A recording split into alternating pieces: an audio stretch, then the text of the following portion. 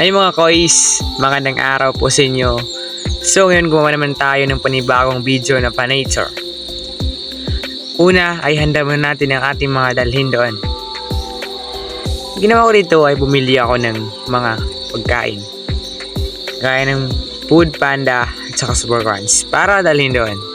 Para din ako magugutom at ang aking kasama. So ayun mga kois ay kinuha na ng tindera ang aking dadalhin doon. So, 3 Food Panda ang ibili dito at saka just na Super Crunch para kainin doon pagdating sa falls ng Pikong. So, yun nga ay hinihintay ko.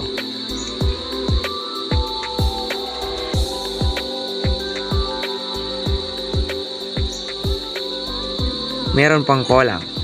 Super Crunch na lang yung kulang dito para kumpleto na at saka mabuo. So yun nga ay nakumpleto ng lahat at inilagay ko na po sa salupin mga kois para dalhin at ilagay sa bag. So pagkatapos naman nun ay hindi na ako nagsasayang ng oras, ay dumiretso na rin kami kasi medyo malayo po yung Pikong Falls. Ginawa ko po dito ay nagmumotor po ako, hindi po ako naglalakad kasi malayo po yun paglalakarin mo.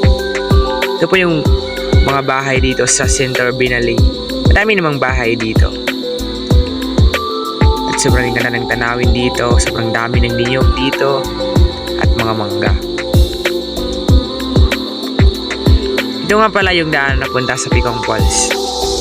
Sobrang dami ng bato. Sobrang hirap din ng daan dito.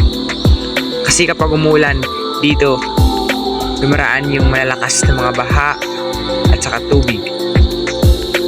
Ito nga pala pa yung lupain ng aking lolo. Sobrang dami ng niyog nila at saging. Sobrang dami ng bato dito sa daanan ito. Naawa po ako sa yung motor dito dahil sobrang hirap ng daanan.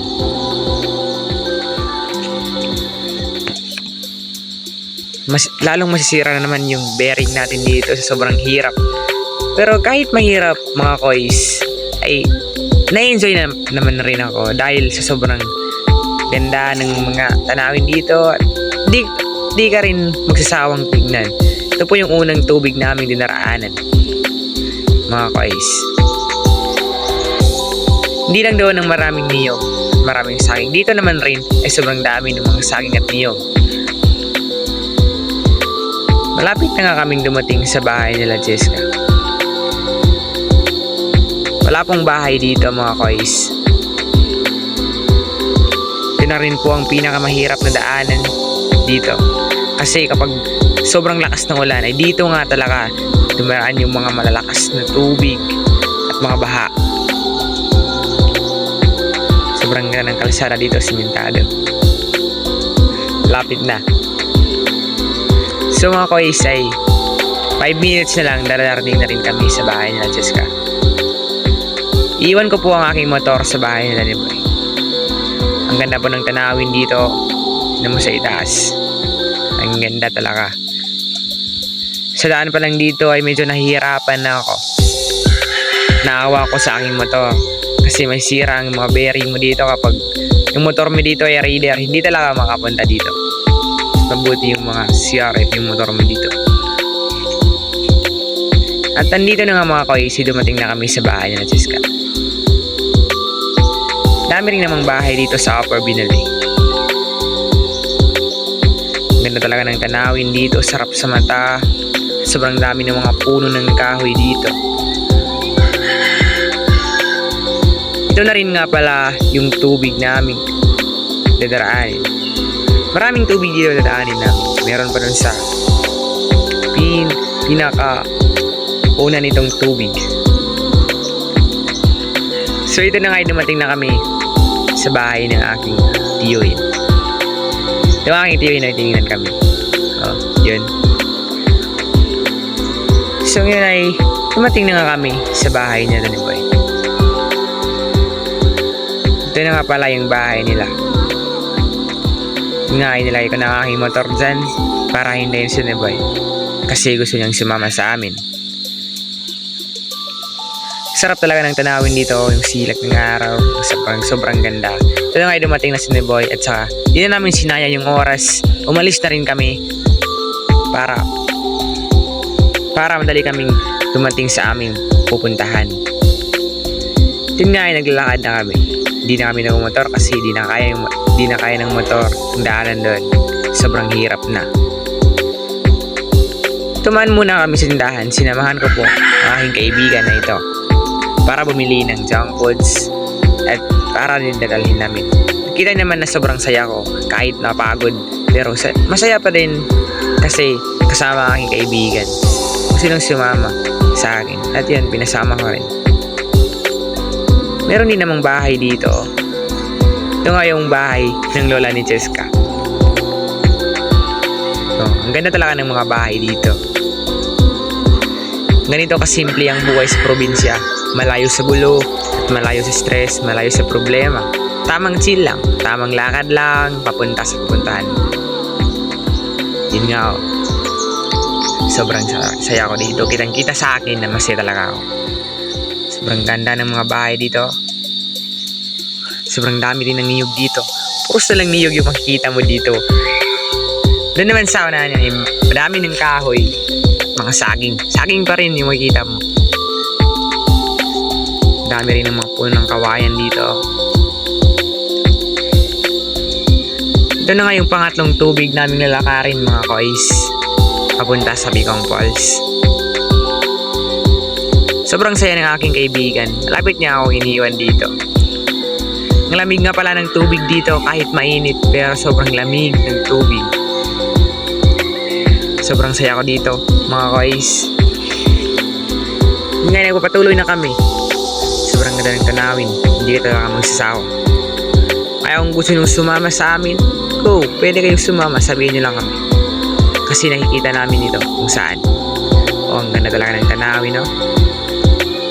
Sobrang dami ng mga puno at saka niyog dito. Malapit na rin kayo dumating dito. Mga 30 minutes na lang.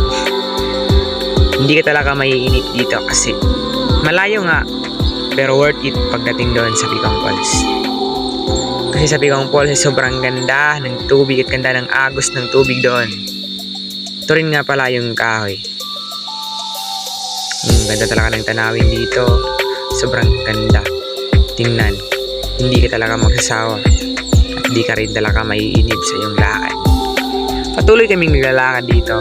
Masakit na rin yung aking binti dito, pero patuloy pa din. Ganito ang buhay sa probinsya mga kois. Madami ka talagang makikita dito. Hindi kagaya ng doon ka sa mga city. Maganda nga, pero wala ka namang talaga makikita mga kahoy doon at saka mga puno ng niyog. Kapag dito ako sa probinsya, sobrang dami na makikita mo. Ngayon nagpatuloy kami. Di kami napapagod sa aming paglalakad dito. Kasi masaya naman. Masarap talaga maglakad dito kapag mainit. Kasi sobrang sarap ng hangin dito. Talagang malakap na talagang lamig ng hangin. Kahit mainit, patuloy pa rin. Masaya naman pagkasama mga kaibigan.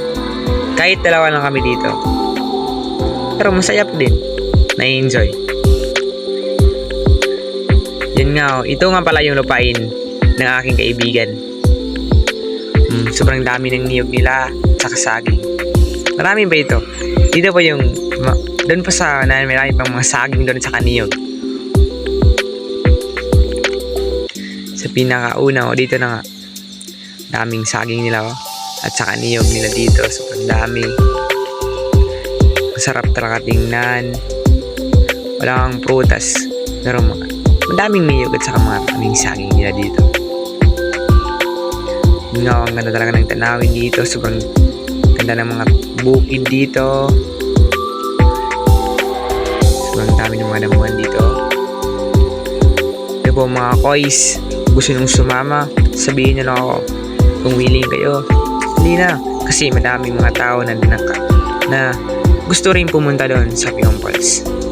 At nadupad din nila kasi ang sarap talaga mag-banding dito sa Bicong Falls. Di ka talaga magsasawa. Worth it ang lahat kapag dito ka magban. Sabi ko ang pals. Sobrang lamig ng tubig. Ito na rin nga pala yung lupain ng lolo niya. Dito na rin ako. Dami ring niyog nila dito. Tsaka saging. Patuloy kami sa aming paglalakad. Habang nagkwentuhan, patuloy pa din sa aming kwento. Patuloy ng lakad namin. Mga 15 minutes na lang, dumating na kami. Kitang-kita sa iyong mata na masaya talaga ako. Enjoy. Parang nawala yung pagod ko sa sobrang ganda ng mga tanawin. Napakasarap talaga sa mata. O yung mga kahoy, sarap tingnan. Mga puno ng niyog, mga bukid.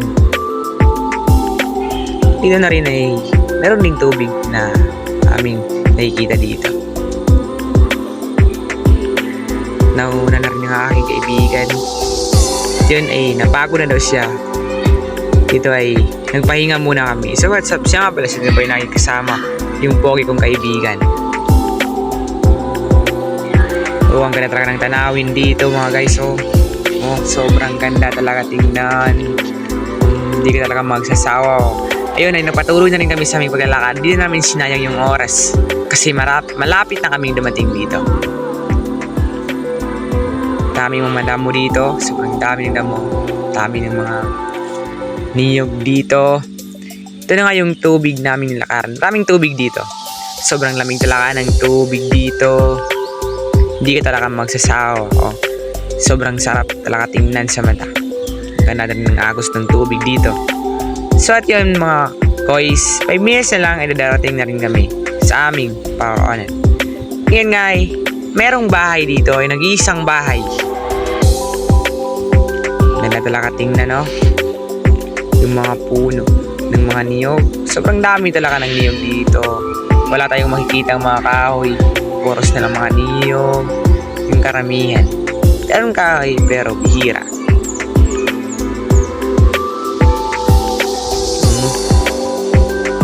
Ganda talaga ng tanawin dito. Sobrang sarap. Sobrang dami ng mga niyog dito. Ganda rin ng sinag ng araw. Ng sinag ng araw. Sobrang ganda. Yun nga ay malapit na kami naman. Nandito na rin kami sa matubig na amin lalakarin. Ito na po. Daming mga tao na nakarating dito. Yung mga pinsan ni Danny Boy, nakarating na rin dito. Yung mga taga-Davao, natarakan ng tanawin dito. Hindi ka talaga magsasawa pag nakapunta ka dito. Na rin ay papakyat na rin kami sa Picang Falls. Gusto ko nang maligo kasi nainip na ako at sobrang sarap na rin iligo kasi sobrang lamig daw ng tubig dito.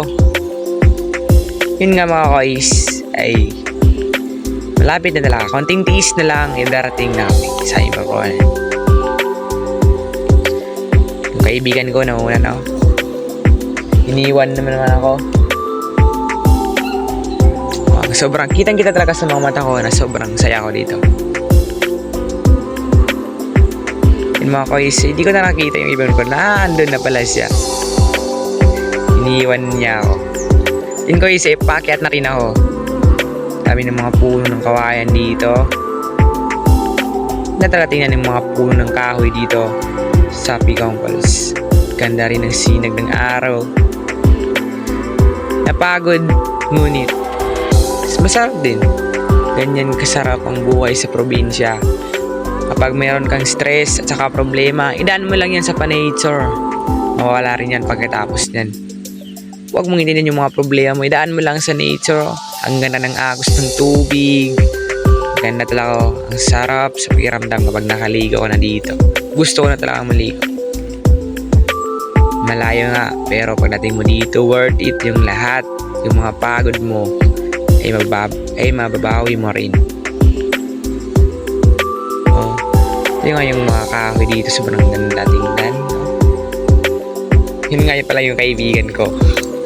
Gusto na rin niyang maligo. Yung mga kois ay aking ditalay. Kinuha ko na. para kakainin na kasi nagugutom na yung kaibigan ko. Ano ba yung mga food pan at super corns po na dala ko kanina. Ito nga po ko ay sobrang sarap na dala kailigo. Gusto ko lang talagang maligo. Sobrang ganda tingnan ng tubig dito. Sobrang linis ng tubig dito. Kasi wala nang bahay doon sa pinaka na.